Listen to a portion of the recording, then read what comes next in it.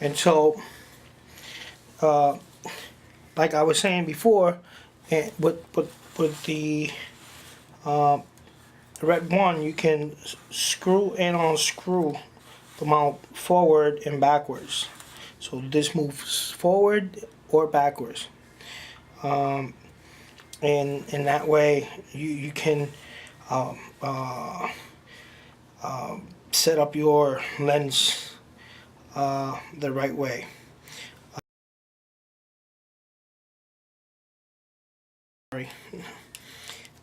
And so now you screw the lens on and off you go.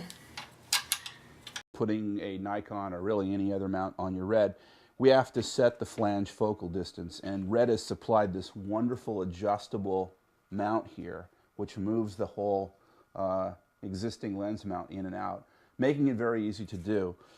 What you'll do is you take a 4mm hex wrench and you're going to loosen these two hex bolts. Then you're able to turn this in and out and get your final focus. But how do you do that? Well, what I would suggest you do is pick a mark on your lens. For example, I've picked 3 feet. I haven't picked 1.5 feet because, or rather, I haven't picked 1 foot because the lens doesn't really go any closer than 1 foot.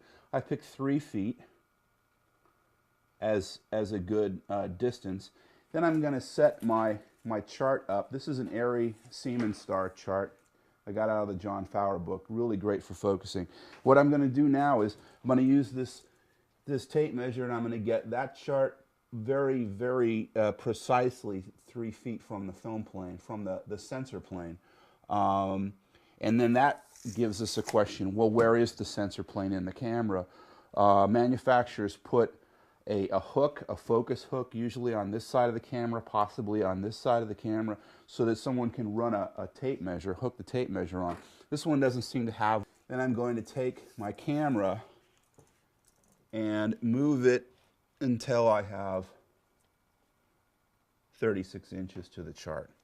Now, once I've done that, leave my lens set on 3 feet. I'm going to use my focus chart and a monitor. Might be a good idea to hook up the biggest monitor you have. The monitor that we have right now is the existing LCD. Now I'm going to adjust this until I feel my Siemens stars are the sharpest. And I think it's right there. I'm going to do that again.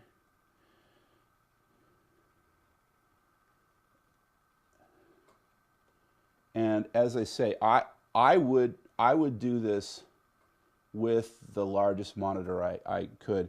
You can also use the peaks and valleys here, or the peaks in the focus assist, but it seems to me that actually using the Siemens star on a big screen TV, I don't know what the outputs of the camera are, is the best thing to do. Once you've done that and you feel confident that you've focused the lens at 3 feet on a chart that's 3 feet away, the camera film plane is 3 feet away, take this, tighten these guys back down.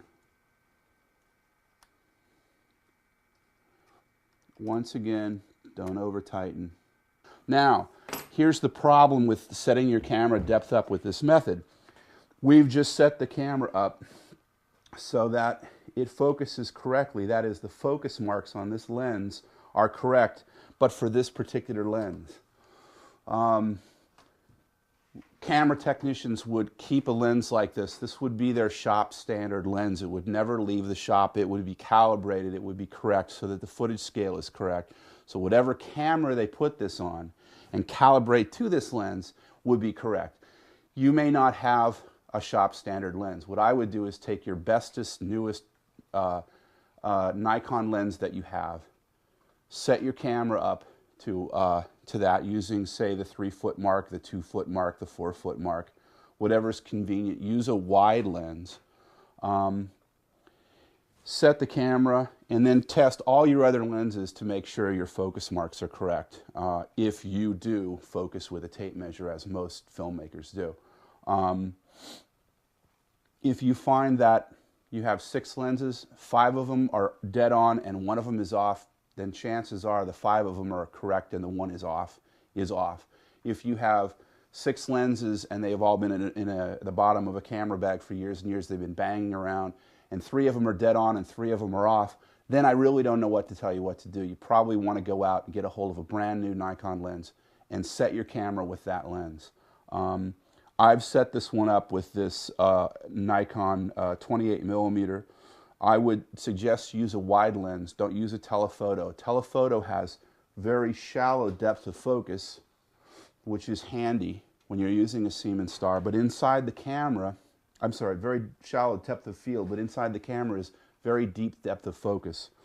You want a shallow depth of focus inside the camera, so use a wide lens for that. 28 millimeter, a 20 millimeter, a 22. Get the chart close. Then you can check the focus at other lengths. Check 5 feet, check 7 feet by moving your chart in and out. Okay, so these are the lenses that I'm lending to you. Okay, beautiful M42 lenses. Okay, and so you can have some happy shooting. This is Talking Mar. I believe it's 55, 50. Okay, so happy shooting, man. We don't in the mount, obviously. Okay, this is just a prototype. This is not a final product. This is our first prototype we ever made for the red one.